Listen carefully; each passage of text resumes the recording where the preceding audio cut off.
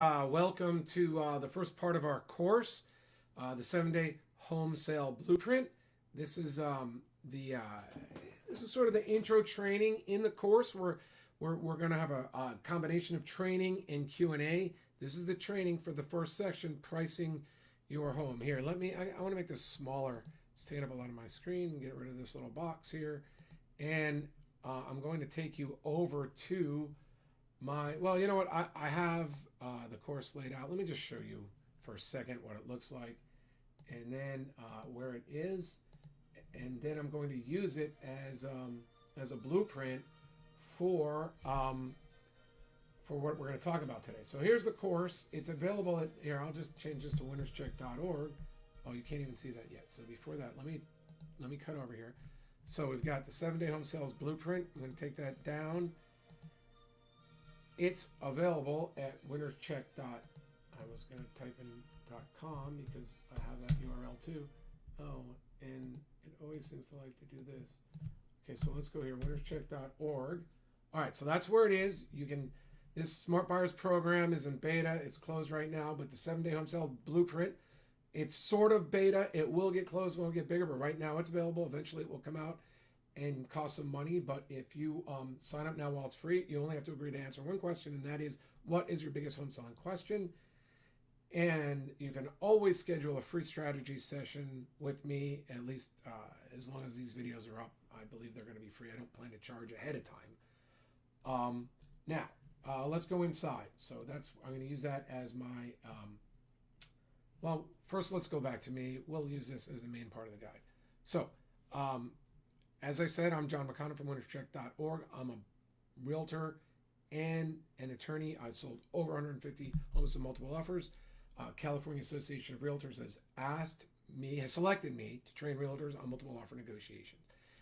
And today, in terms of encouraging multiple offers, we know that realtors will frequently tell you to price at fair market value or below in order to encourage many offers to come in, multiple offers. And I'm going to tell you that is frequently not the best advice given the methodology and the sales strategy that the vast majority of realtors use.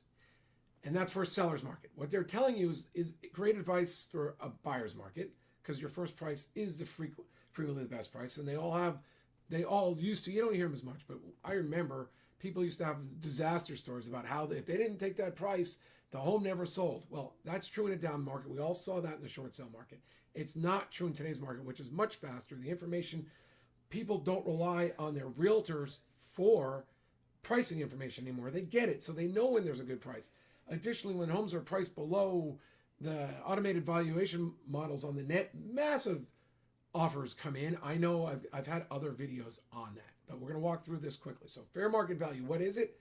Well, for the purposes of this video, let's just say it's the price that an appraiser would figure out, looking at recent sales and what we call comps in the industry, figuring out what maybe even the anchor comp is, which is the home most like yours, and then saying, based on what the anchor comp would be, is your home superior or inferior? They might add something for garages, add something for extra rooms, they might add for price per square foot for extra square feet. Then they'd say, has it been improved? Is there a pool? Is there a view? And they sort of come to the fair market value price. That's what there's many different ways for realtors to come up with a price for the CMA. But what realtors do is you're supposed to get recent comps if you can. You like to get at least 10. I like to get 20 if there's that much selling. And the closer you can get those comps to the home that you're going to be selling, the more accurate your price will be for the fair market value. And many of us now use programs that let us select the comps, and then, based on the data we enter in. So if I get to 20, I'm happy. So I might say within 2 miles, I might say within this, plus and minus square foot, plus and minus recent price range, because we all have an idea, right? And you see the returns are. And then you're like, okay, I like these and these and these. So based on that, what's our CMA? What's our fair market value price? And that's where we are now. To me, that's not the selling price. That's just the fair market value price of this home. And from there, and there's a lot, that's one way to think about it. Secondly, for my clients, certainly would do it with my own home, and I've done it for every client that I've had. I also want to know the prices above and below and further back. I want to get a total market context, a total market overview. I also want to go to the trends. Are prices if you're looking at San Diego, are prices in San Diego going up overall? What's the market absorption rate? For instance, if you have 2 months worth of sales or 3 months worth of homes, so 50 sales are selling every month in your neighborhood, and there's 100 homes for sale right now. That's sort of a 2-month market supply. That's a seller's market. If you have a 10-month seller supply, that's probably flipping to a buyer's market. So we want to know trends. So we get an idea. Then, given our total market context, I try to project where, if we were putting the home on the market today, where would this home go? For instance, we might say all these trends indicate your home should sell for, let's just keep $1 million. You can cut it in half if you'd like. But let's just say, given all our trends, like we have comps at 900, 920, 930, we know the price is going up. I would list you at $1 million today. But if we already see 4 houses at $1 million or $1,025,000 that are far superior, I would go back to the seller and say, hey, we could consider waiting to see how these houses sell. We could, I might even call up and say, hey, are you looking at offers right now? Do you think you're going to go pending soon? Because the seller's going to ask me that, so I need to know that. I can say, well, I called the listing agent, they wouldn't tell me. And some agents don't, and others say, yes, we're probably going to go pending this week. And then I'd say, well, is it going to be at your price or above? And sometimes they tell you again, sometimes they don't. And then you go back to the seller and say, well, this is the scenario. I would say let's wait for 2 weeks, see if these all clear out, because I have a feeling they're going to clear. They're going to go pending. People will see that as a busy market. Their agents might even find out they're going to go higher. And so let's list high because maybe we'll be able to do it. Or maybe they're not going anywhere. In this case, I'd say, well, we can either wait for them to clear, or we're going to have to go closer to,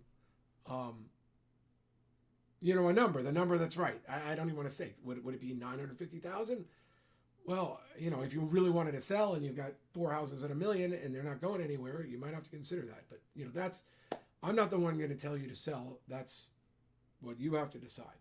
Now, at that point, another conversation comes up. So let me go through right here. I made a checklist. So that was fair market value. Then we went to market context. Then we just covered where I think we should sell. So then your desired net. Oh, so this is where I can help you. Let's say and it doesn't happen that often. Normally in this market, we're like, the prices are selling. We could probably go a little higher. So what do you want to do? But let's say we can't. And we talk to them about their desired net. And so if someone's saying that they need at least $950 for the home or $930, we're going to then work backwards. Well, selling costs will probably be a little over 1%, but we'll check with escrow to make sure. If the property's in great shape, we might say, well, we're going to have like $500 maybe in a homeowner's warranty, maybe $600 if you've got a pool. There's going to be 1.5% to 1.5% to escrow and closing, depending on if there's any bonds and mellow rules and tax and apportioning for taxes. So we're going to get escrow to clean that up, but it's going to be 1 to 1.5% frequently. And then you're going to have real estate commissions. So if we're projecting to sell here, and we know you can sell here, does it make sense for you to be paying 6% for real estate fees if you sold the home pre-MLS without paying buyer's agents? You'll get this number, you'll save 3%, and your net will be as if you went up to $1 million price with an agent, or more or less. So, I really feel that agents should be talking to their sellers, not just about top dollar, but particularly when top dollar is capped, or when the competition says, hey, I don't think that's going to happen. We should be talking about top net, top amount in the seller's pocket. So I think that, I didn't change that from winnerscheck.com to winnerscheck. I need to change that, winnerscheck.org, because that's where we're going to go with it. I have winnerscheck.com, but winnerscheck.com right now is focused on buyers. So this is winnerscheck.org.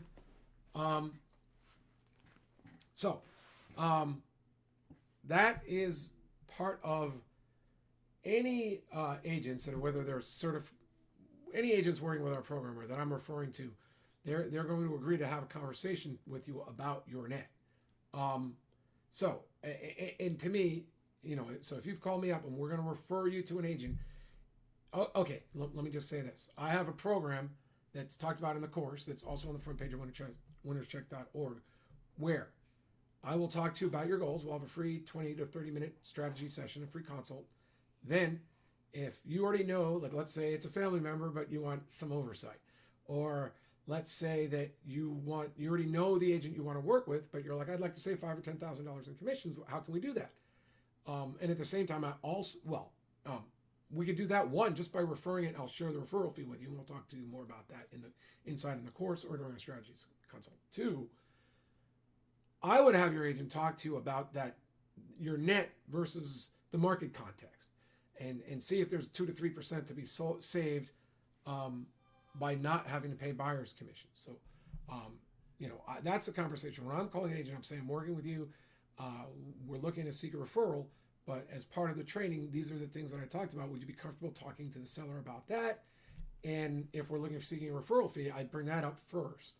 And most agents, the desired net part, that's going to take a little more education. The referral fee, absolutely no problem. I've never had a referral fee turned down where with a full service agent who's charging full prices. But whether you can get 50% of the listing fee, that's harder to do. But you can easily get a third. 25% you can do. You could probably it's not even a problem. 33%, still talking to.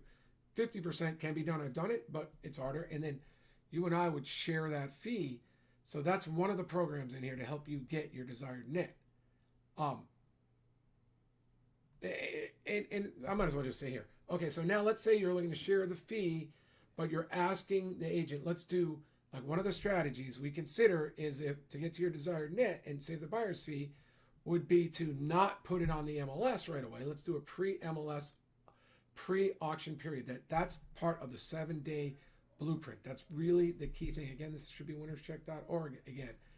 I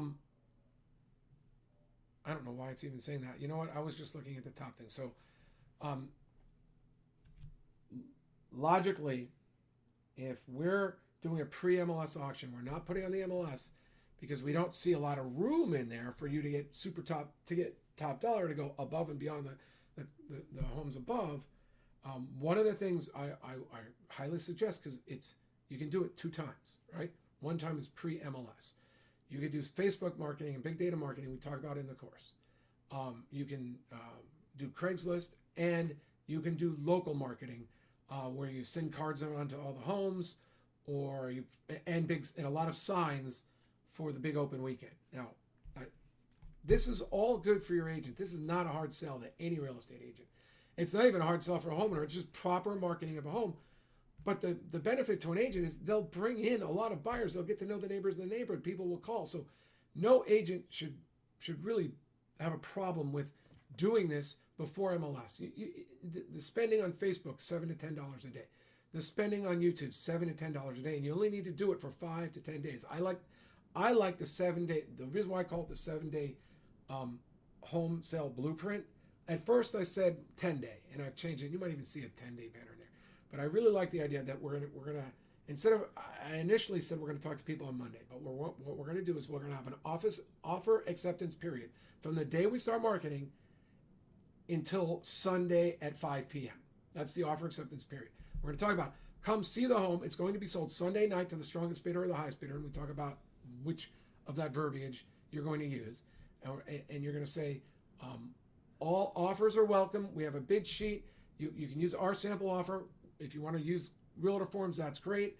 Our listing agent can if you're the strongest bidder, our listing agent can draft up your offer for you anyway. So what we're doing on Sunday night is we're just looking at the highest bidder, the second highest bidder, and the third highest bidder, or the strongest offer, the second and third strongest offer. And the strongest offer will have an opportunity to negotiate with us exclusively, either Sunday evening or Monday morning or Monday afternoon, depending on your schedule. We like the Sunday evening initial negotiation because we can get back to people right away. So,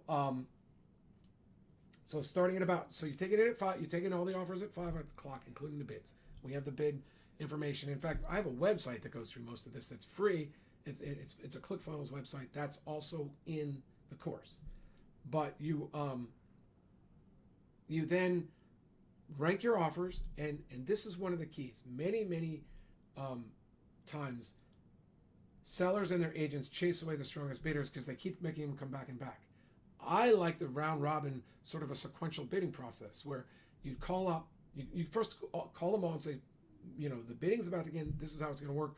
By the way, you've put the strongest offer in there. There's one other offer that's priced higher, but we like the flexibility because we're going to be buying a home and you're a strong buyer, cash buyer, whatever you've got. And so if you were, let's say that,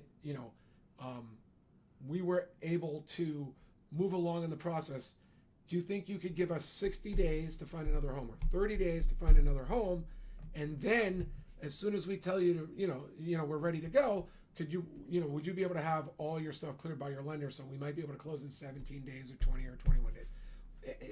We have other videos on that, but the point is you could pick a strong, flexible buyer, one who's got a good cash position, and say, look, you're our favorite buyer right now, but we've told everybody they're going to have a chance, so we're going to let them bid up the property to wherever number that is. Then we'll come back and we'll talk to you, and we might not even ask you to beat it, but we're going to talk to you about it. So that's the Sunday evening thing. That's also described in the course. It works great for real estate agents. And let me just tell you, in the course, in my other videos, even if you and your agent don't agree to do the pre-MLS round robin auction like that, absolutely 100%, it's the most important thing I know, and I've got videos on this, that a real estate agent should have an offer acceptance period instead of just putting the home on the MLS, having all those offers race in, and then make you make a decision 24 to 48 hours. Some of your offers might not even be in yet. Some people might not even be aware of it. Your strongest bidders, your strongest buyers may not have started the process yet, or they might not be looking right then. So why not tell everybody ahead of time, we're going to be looking at offers all week until after our big open weekend, and then we're going to look at the offers on Sunday night. We'll get back to you Sunday evening and tell you where we stand. By the way, we already have a couple offers, but there's still room. We'd love to have your offer. So anyway, if that's how you're going to do things, I hope that now you realize that this is how you price your home to sell. You don't put a listing price in there, or you put a low listing price and you immediately explain, this is just the starting bid. The starting bid we picked is below the Zillow price. We're going to have a big open weekend or big offer weekend, or wherever if you're putting in Facebook. I know I just said the MLS, you can put in the MLS that way too. But on Facebook, everywhere, you have starting bids. You don't go with a listed price. A listed price, too often, I've got calls from people trying to get out of their listing contract because they got multiple offers, and then they chased all the buyers away. Now, sometimes, yes, lack of communication from the listing agent, because they were inexperienced, they didn't know what they were doing, chased away buyers. I've definitely gotten calls like that, and we talk about your representative. But secondly, sometimes I know the buyers have said, well, we recognize that there are way too many offers, there are so much interest in our property, we priced it way too low, and we just wanted to go up 20 or 30,000. And the strongest buyer said, they walked away. And I know I've seen this. Strong buyers are like, these people were willing to accept that price, and I'm willing to go a little bit above, but this is ridiculous. So they walk away. So people lose buyers. And that's one more thing, one more lesson here, is that when you're pricing your home, listing agents will always say price at fair market value or a little bit below. And then they brag about getting prices $3,000 to $7,000 more than the listed price. But that's really where fair market value was. That's not a big deal. So I say don't confuse the market. Put it significantly lower, enough where people realize that it's not the price you're looking for. It's your starting bid, and explain that in your materials. Bids start here. It's a non-binding auction. You're basically bidding to get the exclusive right to try to go to contract with us on Sunday or Monday, and then it just turns into a regular sale. We open up escrow, and we go through the regular process using California real estate forms. You can either work with my agent, or you can work with your own, although you might not be offering to pay for their agent, or you could work with, if you want to work with me, we've got programs for that too, but that's not what this was about. So anyway, I hope that was a roundabout way to say, when you're pricing your home, You want to get an idea of where it should sell for yourself, but you start off with a number that's clearly below where the listing price would be, so no one gets confused. No one thinks that's what you want. You just say starting bids are starting here. And then you have it. And if that weekend you like that price, it goes above where you think it was, you still got two choices. You could take it and say, good, we're done. Maybe you've saved real estate commissions. Maybe you aren't. That's what we work out with you and the listing agent if you contact me and we refer it out. Or maybe you don't get the price you want. Now you know where the market is, and now you're like, well, we need buyer's agents. And if the buyer's agents get us there, then we'll be happy to go there. And then you'll have a better idea where you want to price your home anyway and where you want it to finish up. So this pre-listing period it's just awesome if you've got 5 to 10 days before you would put it on the MLS, or maybe 2 or 3 weeks. And then you can do it again that first week. But the most important tip, as I've put in other videos, is do not have a offer acceptance period. Don't just put it on the MLS and have those offers expiring 24, 48 hours and putting the pressure to work with that first group of buyers. Because that is not the way to go, in my opinion, most of the time. All right, thank you. I hope you enjoyed this first module. There'll be Q&A starting